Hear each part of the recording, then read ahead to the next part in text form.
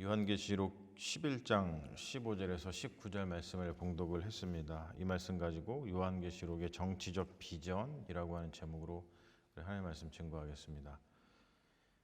성경의 서사, 내러티브라고 그러죠.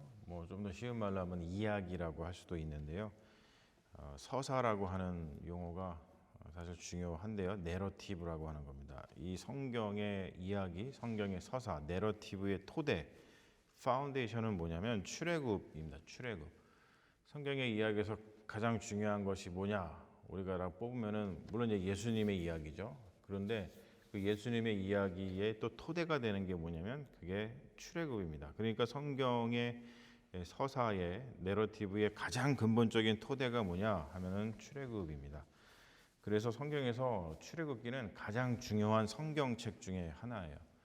출애굽기를 제가 예전에도 우리 설교할 때도 출애굽기가 구약의 복음서입니다. 이야기를 엄청나게 많이 했습니다. 여러분 꼭 기억하십시오. 출애굽기는 구약의 복음서예요. 그래서 구약에서 어떠한 성경책을 가장 열심히 잘 읽어야 됩니까? 라고 물으면 단연 출애굽기입니다. 성경의 모든 이야기는 출애굽기의 반복 또는 변주라고 보면 됩니다. 그래서 출애굽기는 하나님의 정치적 그리고 윤리적 비전을 담고 있죠. 그래서 중요합니다. 하나님의 정치적 비전은 뭐냐면 모든 억압으로부터 자유함을 얻는 거예요. 우리가 출애굽기를 보지만 이스라엘 사람들이 애굽에 들어가서 살다가 거기서 노예로 전락하잖아요. 그래서 그 노예를 구원하시는 이야기, 그래서 자유인이 되게 하시는 이야기가 출애굽기입니다. 그래서 하나님의 정치적 비전은 모든 억압으로부터 자유라는 거예요. 그리고 하나님의 윤리적 비전이 또 출애굽기에 나오잖아요. 그 윤리적 비전은 출애굽해서 시내산에서 하나님께 십계명을 받고 율법을 받고 그런 이야기에 담겨 있죠. 하나님의 그 윤리적 비전은 뭐냐면 이제 노예로 살던 이스라엘 백성이 출애굽해가지고 자유인이 됐어요. 더 이상 노예가 아닙니다. 그러면 어떠한 질문이 나오냐면 자유인으로서 그럼 이제 어떻게 살아야 되지? 그 질문이 당연히 있게 되죠. 그 전에는 노예로서 그냥 시키는 일 하면서 살고 주는 밥 먹고 살았습니다만 이제 자유인이 됐으니까 어떠한 자기의 삶을 잘 영위해 나가야 되는데 그럼 어떻게 해야 되느냐? 그게 바로 하나님의 윤리적 비전입니다. 윤리적 비전은 자유인으로서의 삶이 어떻게 살 것인가. 그 핵심이 뭐죠? 핵심이 사랑입니다. 사랑. 하나님의 정치적 비전은 자유고 하나님의 윤리적 비전은 사랑이에요. 여러분 이게 성경의 핵심적인 내용입니다.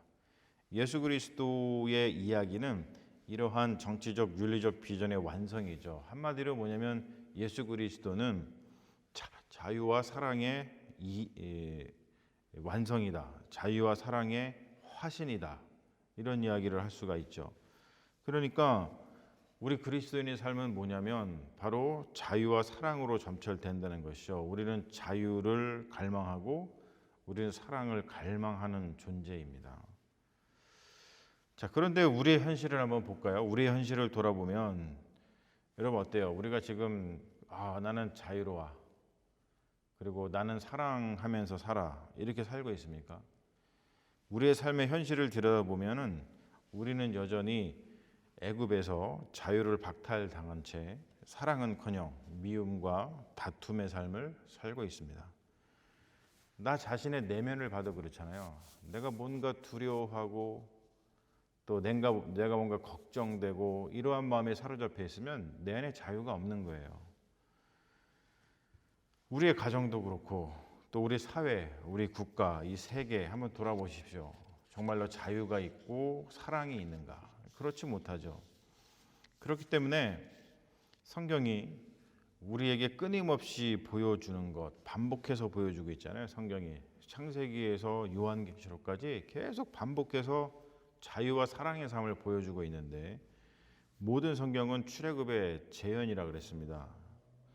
바로 그런 것, 성경이 우리에게 끊임없이 그것을 보여주는 것, 그리고 우리를 격려하는 일은 우리 인간이 받은 최고의 복이라고 생각을 합니다.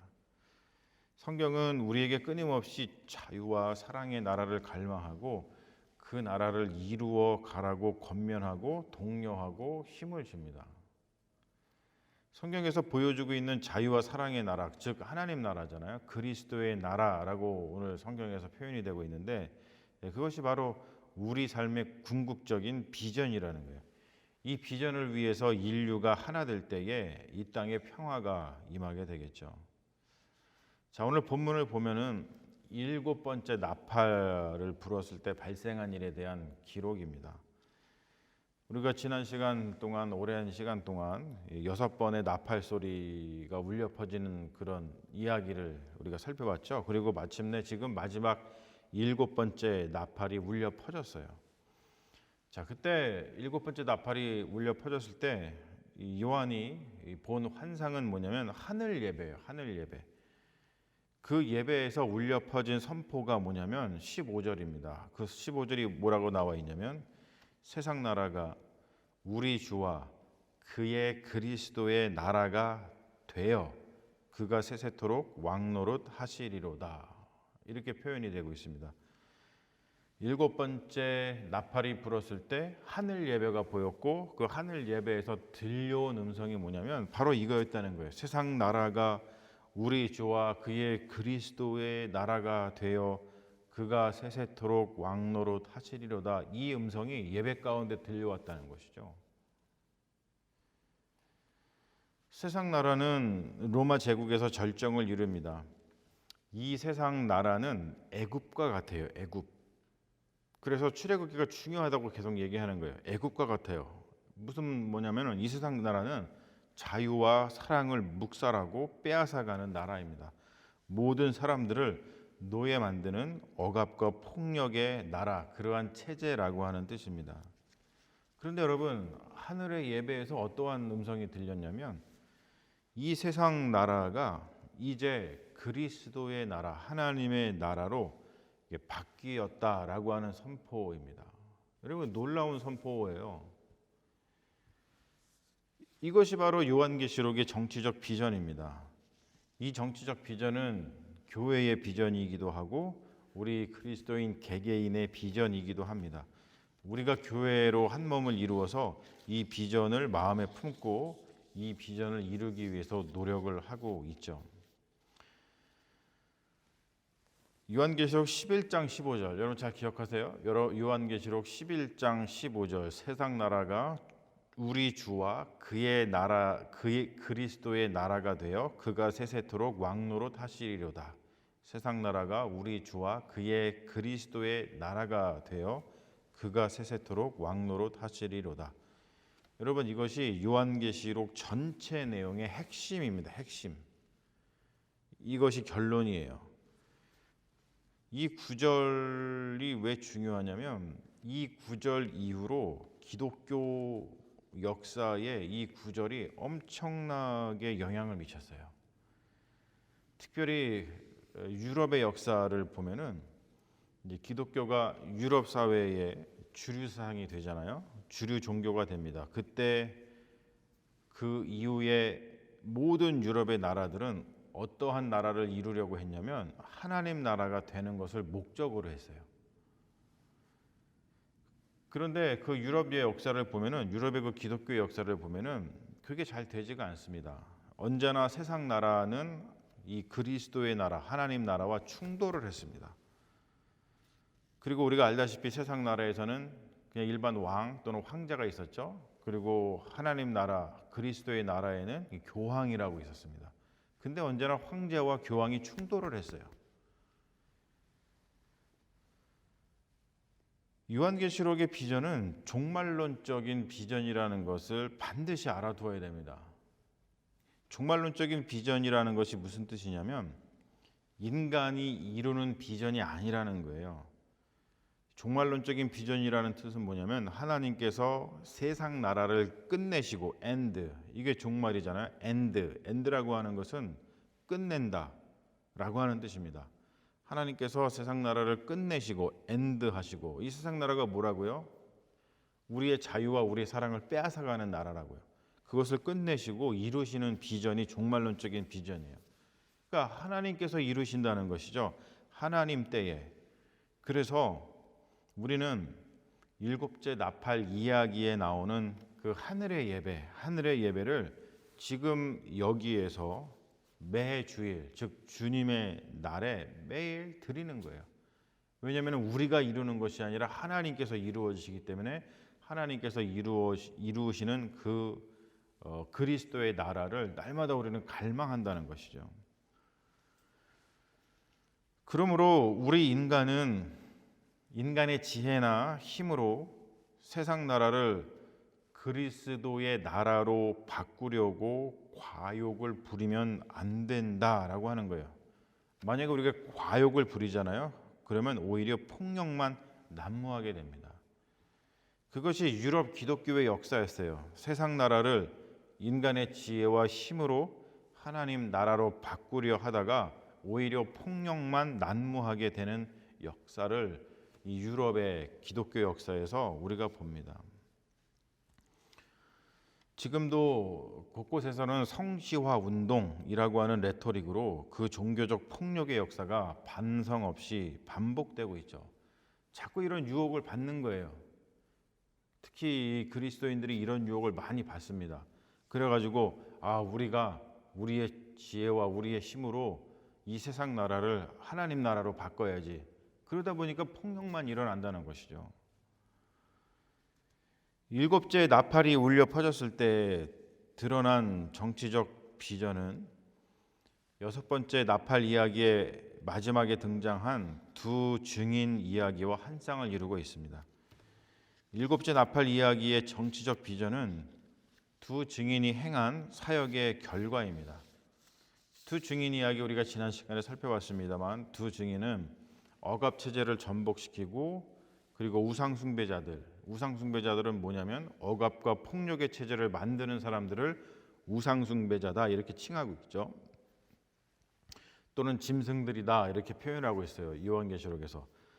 그러니까 두 증인이 어떠한 사역을 했냐면 억압 체제를 전복시키고 그리고 우상숭배자들을 회개하게끔 만듭니다. 그래서 그들이 더 이상 그런 체제를 버리고 이제는 하나님께 영광을 돌리는 삶을 살게끔 이끌었죠. 두 증인의 사역은 폭력의 역사를 끝내고 새 시대를 도래하게 했습니다. 바로 이 두 증인의 사역은 그리스도의 나라, 하나님 나라가 임하는데 마중물 역할을 했습니다. 이 두 증인은 뭘 가리키겠어요? 당연히 교회와 우리 그리스도인들을 가리키는 거겠죠.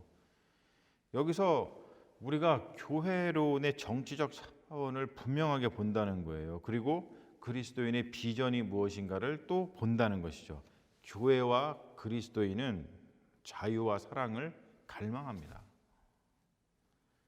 폭력의 역사를 끝내고 자유와 사랑의 나라, 그리스도의 나라를 이 땅에 임하게 하는 마중물 역할을 하는 것. 여러분 그게 바로 교회이고 그게 그리스도인이라고 하는 거예요. 두 증인 이야기에서 봤습니다만 두 증인이 그러한 일을 할 수 있었던 이유는 뭐냐면 그들이 두루마리 책을 먹었기 때문에 그렇습니다. 그 두루마리 책을 먹어서 소화시켰잖아요. 뭐라고 하나님 말씀하셨어요? 그것이 입에는 달지만 배에는 쓰다 그러셨잖아요. 그러므로 교회가 그리고 그리스도인이 지금 두 증인이 했던 그 사역을 이어서 감당할 수 있는 길은 다른 데 있지 않아요. 그 두 증인이 했던 것처럼 두루마리 책을 먹는 거예요. 두루마리 책, 성경이죠. 성경을 먹으면 정치적 비전이 생깁니다.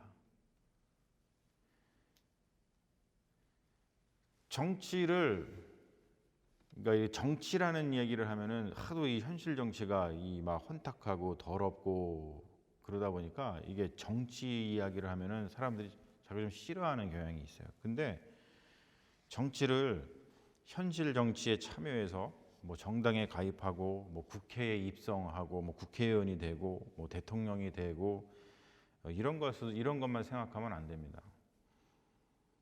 성경 요한계시록이 제시하는 정치적 비전은 우리의 삶의 자리에서 발현되어야 돼요. 정치는 나라에서만 벌어지는 일이 아닙니다. 우리가 뉴스에서만 보는 게 정치가 아니에요. 정치는 내 마음에서 또 우리의 가정에서 특별히 우리의 삶의 자리에서 벌어지는 일입니다.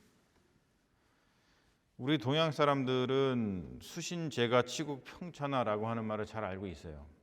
수신, 나를 잘 수양하고, 제가 가정을 잘 건사하고, 치국, 나라를 잘 다스리면 평천하, 그때 비로소 온 세상에 평화가 찾아온다. 뭐 이런 이야기를 하죠. 정치라고 하는 것은 나 자신에게서 그리고 내가 속한 공동체, 가정이든 교회든 직장이든 또 국가, 세계에서 이런 비전이 발현되어야 된다는 것이죠. 다른 말로 표현해서 이런 겁니다, 여러분. 오늘 말씀 속에서 계속 이야기를 하고 있잖아요. 요한계시록은 정말 멋진 성경인데, 그리고 요한계시록은 우리 기독교 신앙을 다 이렇게 합해가지고 아주 엑기스를 딱 보여주는 너무나도 우리에게 소중한 성경책입니다. 무슨 말이냐면 자유와 사랑을 빼앗기지 말라는 거예요. 이 세상에 보면은 우리의 자유와 사랑을 엄청 빼앗아 가잖아요. 모든 게 그렇습니다. 여러분, 모든 게 그래요. 여러분들이 지금 소비하는 그 모든 것도, 여러분들이 지금 뭐 사는 거 있잖아요. 그런 것도 우리의 자유에 의해서 사지 않잖아요. 우리가 뭔가 소비를 하게끔 우리의 마음을 빼앗아 가잖아요. 자유와 사랑 빼앗기지 말고 또 자유와 사랑을 빼앗지도 말라는 거예요. 누군가에게 자유와 사랑을 빼앗기지도 말고 누군가의 자유와 사랑을 빼앗지도 말라는 것이죠. 혹시 누군가가 또는 어떤 단체가, 뭐 그것이 심지어 교회라 할지라도, 또 국가가 인간과 피조물의 자유와 사랑을 빼앗고 짓밟는 일을 한다면 그것을 비판하고 거기에 저항하라 라고 하는 것이죠. 그리고 그렇게 자유와 사랑을 빼앗겨서 슬피 울고 있는 자들, 핍박당하는 자들이죠. 그들과 함께 연대해서 빼앗긴 자유와 사랑을 다시 찾아와라. 그래서 하나님의 나라, 평화의 나라를 이루어라. 여러분, 이게 요한계시록의 핵심적인 메시지이고 더 나아가서는 성경의 핵심적인 메시지입니다. 여러분 어떠세요? 우리의 마음을 한번 들여다보십시오. 본인의 마음, 나에게 자유가 있는가? 나에게 사랑이 있는가? 나는 자유와 사랑을 빼앗긴 자는 아닌가? 나는 자유와 사랑을 빼앗으려고 하는 것으로부터 저항하면서 살아가는가? 나는 혹시 누군가의 자유, 누군가의 사랑을 빼앗으려고 하는 사람은 아닌가? 우리의 가정, 우리가 몸담고 있는 교회, 우리 삶의 터전인 우리 나라 생각을 해보십시오. 자유와 사랑, 이것이 바로 성경의, 특별히 요한계시록의 정치적 비전입니다. 저는 이 정치적 비전을 사랑합니다. 여러분들도 저와 한 마음으로 이 성경의 정치적 비전을 사랑하시는 그리스도인인 줄로 믿습니다. 우리 같이 기도하겠습니다. 아버지 하나님, 귀한 말씀을 통해서 우리에게 비전을 주시니 감사합니다. 우리의 삶을 가만히 들여다보면 오늘 주님께서 우리에게 주시는 이 말씀이 비수처럼 꽂힙니다. 우리의 삶 가운데 얼마나 자유가 없고 우리의 삶 가운데 얼마나 사랑이 없는지 우리의 삶은 메말라 있습니다. 주님, 우리는 그런지도 모르고 살아갑니다. 다시 한번 이 말씀을 통해서 우리의 마음이, 우리의 영혼이 깨어나게 하여 주셔서 주님께서 우리에게 주시는 이 비전을 가지고서 살아가는 믿음의 자녀들 되게 하시고, 이 비전을 마음에 품고서 세상을 살아가는 심장이 뜨거운 자가 되게 하여 주시옵소서. 그래서 우리의 삶 가운데 날마다 자유와 사랑이 넘치게 하시고, 또 그런 것들을 빼앗겨서 슬피 우는 자가 있다면 그들과 함께 울며 빼앗긴 자유와 사랑을 함께 되찾아가는 아름다운 세상을 만들어가게 역사하여 주시옵소서. 주님께서 우리에게 이 정적 비전을 끝까지 이룰 수 있는 힘과 능력을 주실 줄로 믿으며 우리를 구원하신 예수님의 이름으로 기도합니다. 아멘.